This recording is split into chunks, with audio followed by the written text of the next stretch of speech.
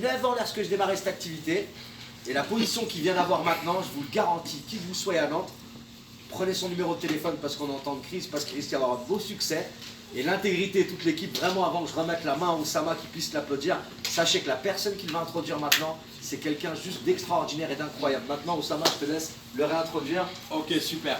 Écoutez, moi, cette personne-là, quand je l'ai vu pour la première fois, on était posé dans une terrasse de café. Et il arrive, on me le présente, et lui, en fait, la première réaction qu'il a eue, il pensait que j'étais quelqu'un de pas bien, ou je faisais un business très bizarre. Et à la fin, je lui présente le concept d'affaires, ça a commencé à un peu le titiller. Pendant 4 mois, il venait dans nos structures, il venait aux présentations, il venait aux formations, et il faisait « Ouais, t'inquiète, t'inquiète. Qu'est-ce qui se passe, Yacine? Tu viens à chaque fois, tu n'as pas encore démarré. » Et en fait, je lui disais « Mais tu vas démarrer de toute façon, quoi qu'il arrive, arrête de perdre du temps. » Et cette personne-là, elle a fini par démarrer l'activité. Et en l'espace de à peine un an, il a passé la position de régional directeur. Quand je l'ai rencontré la première fois, je ne comprenais pas ses émotions. Vous savez pourquoi? Parce qu'il n'a pas d'émotion. Tu regardes sa tête, tu ne sais pas s'il est content, tu ne sais pas s'il n'est pas content, tu ne sais rien. Il n'y a pas d'émotion. Et donc des fois quand je lui parlais, je ne comprenais pas. C'est bon, c'est clair? Ok. Donc il n'y avait pas d'émotion. Mais il a fini par comprendre le concept d'affaires. Il a travaillé dur. Il n'a pas calculé ses heures. Il a travaillé avec d'arrache-pied, vraiment à la sueur de son front. Et aujourd'hui, c'est simple, cette reconnaissance, c'est sa reconnaissance et c'est une reconnaissance de toute une équipe. Moi, je suis très fier de lui, d'avoir mon premier régional directeur de mon équipe. Et aujourd'hui, il a à peine 20 ans. Merci de m'aider d'accueillir avec une forte main d'applaudissement, monsieur Yacine. Yacine.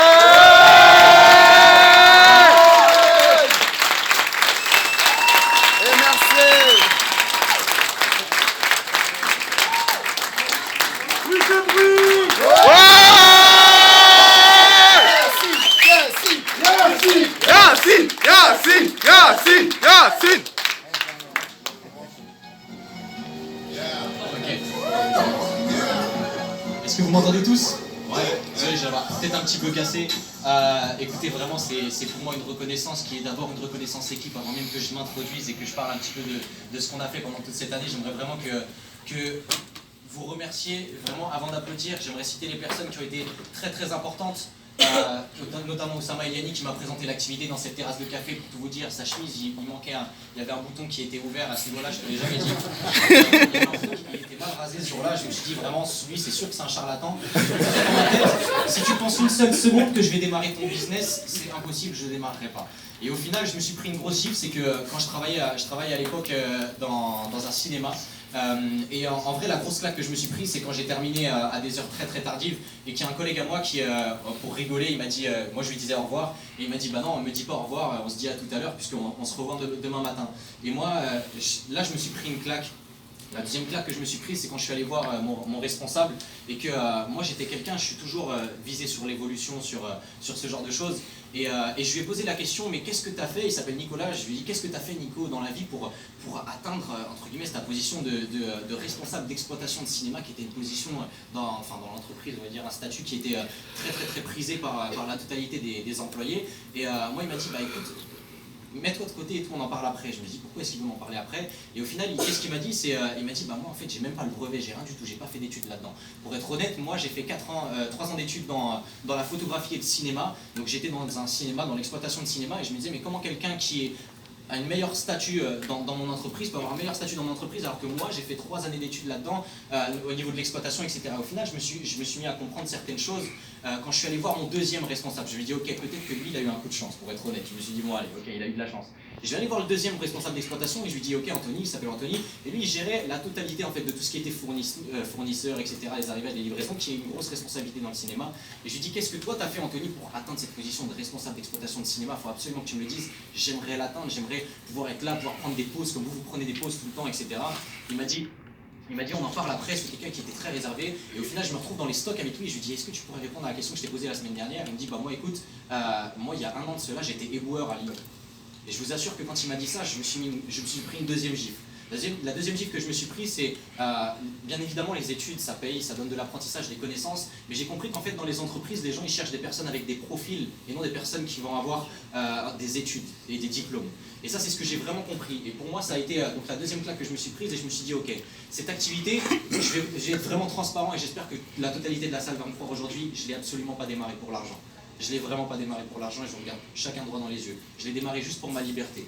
Pour me dire que peut-être que dans 1 an, dans 2 ans, je vais pouvoir être patron d'entreprise, je vais pouvoir gérer mes heures, je vais pouvoir n'avoir de compte à rendre à aucun boss et pouvoir vraiment être libre de mon temps, pouvoir passer du temps avec ma famille. Mes 2 parents sont là aujourd'hui, j'aimerais vraiment que je vous assure.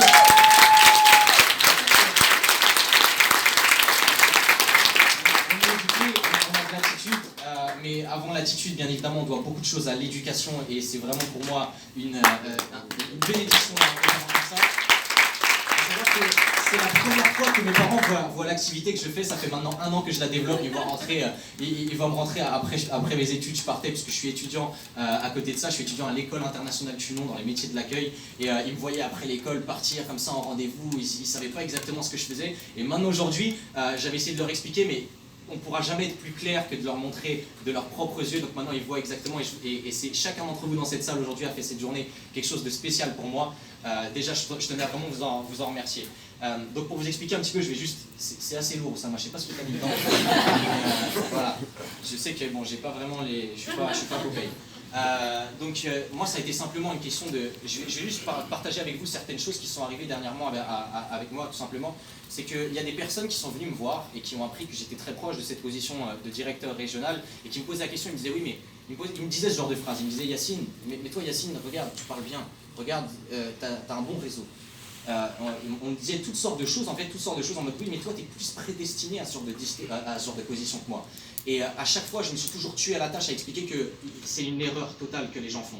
S'il y a des personnes qui sont là dans cette salle, j'aimerais vraiment vous parler du fond de mon cœur. J'ai été assis comme vous à cette salle.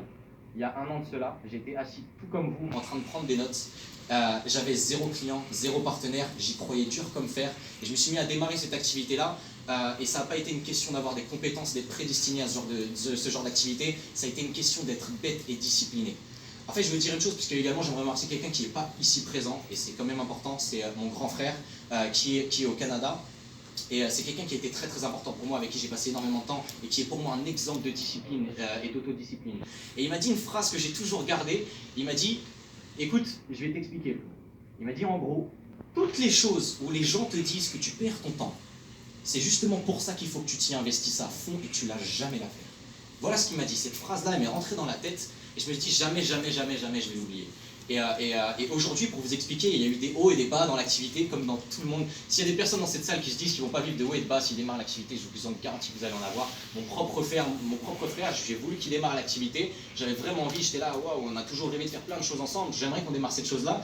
Et il se moquait de moi. Il disait, ouais, mais c'est un système pyramidal ton truc. Et à chaque fois qu'il voyait une lampe, un client, etc., il disait, regarde, il y a ton entreprise. C'est un peu comme les branches avec Nassim, là-dessus on se rejoint. Mon frère, il était comme ça. Et au final, je lui ai fait une présentation d'activité, il a démarré l'activité, maintenant il est sur d'autres choses. Bien évidemment, ACN, c'est pas un sprint, c'est un marathon, chacun y va de sa manière, tout simplement. Mais c'est de comprendre qu'il y a des choses que j'ai captées quand j'ai démarré l'activité que j'aimerais partager avec vous. La première chose, c'est savoir faire la différence entre la motivation et l'engagement. C'est 2 choses qui sont vraiment essentielles. De se dire que j'ai pas envie d'être motivé dans cette entreprise-là, j'ai envie de m'engager là-dedans. Parce qu'être motivé, comme on dit, Nassim peut me motiver, Aboubacar Kassim peut me motiver, il y a Émilie Lam, Raja, d'ailleurs, je tenais vraiment à vous dire un merci du fond du cœur pour tout ce que vous avez. C'est grâce à vous notamment que j'ai cette promotion-là. J'aimerais vous dire déjà que c'est un travail d'équipe avant tout. J'aimerais que toutes les personnes, s'il vous plaît, une petite faveur dans la salle, applaudissent la totalité des personnes qui travaillent avec moi depuis 1 an.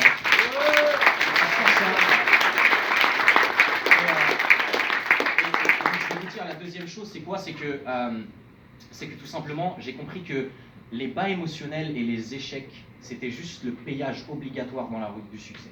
C'était obligatoire, c'est les payages. Est-ce que vous avez déjà essayé d'esquiver un péage? Il y a la gendarmerie qui est juste à côté, il y a Michel dans sa voiture qui attend que vous fassiez une fraude, mais non, les payages, on est obligé d'y passer quand on est sur l'autoroute, on est d'accord, on est obligé de payer le prix. Et payer le prix, c'est exactement ça dans l'activité. Je considère avoir payé le prix. Je travaille avec des personnes qui payent le prix tous les jours de leur sacrifice pour aller atteindre leur liberté financière. Et ça, c'est quelque chose pour moi qui est très, très, très important. pardon, c'est des personnes qui sont intègres et je vous garantis que moi, comme Aboubacar Kassim disait hier, il m'a dit moi quand je suis passé à la position de senior vice-président cercle des champions, je l'ai fêté 10 minutes. Et je vous garantis que peut-être il y a des personnes qui se sont dit cette semaine, Yacine, t'es pas CRD, c'était là, waouh, waouh, waouh, waouh, waouh. Et bon, comme il disait, j'ai pas trop d'expression, mais moi j'étais là, ok. Parce que moi je considère que directeur régional, je suis le premier directeur régional de Nantes, entre guillemets, comme on dit, c'est-à-dire que je suis le seul. Moi, ça ne m'intéresse pas d'être seul dans cette position-là. Moi, j'aimerais emmener un maximum de personnes dans cette position pour pouvoir atteindre leurs objectifs.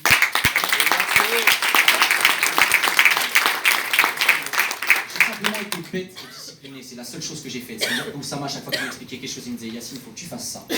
Je ne cherchais pas le pourquoi du comment du truc. Je l'ai juste fait. J'ai pas compté mes heures, entre guillemets. J'ai pas compté les sacrifices. Enfin, j'ai compté les sacrifices, entre guillemets, mais je me suis dit, si je veux ça de réussite, il faut que j'ai ça de sacrifice. Est-ce que quelqu'un dans la salle connaît quelqu'un qui a ça de réussite avec ça de sacrifice? C'est normal. C'est normal. C'est tout à fait normal, en fait. Donc c'est vraiment voilà, une reconnaissance que je dois à beaucoup de personnes, qui est pour moi une reconnaissance qui est juste le début de grandes choses. J'aimerais dire honnêtement, ne vous imaginez pas dans votre tête que vous n'êtes pas prédestiné à ce genre de choses. C'est juste une question d'engagement, une question de motivation.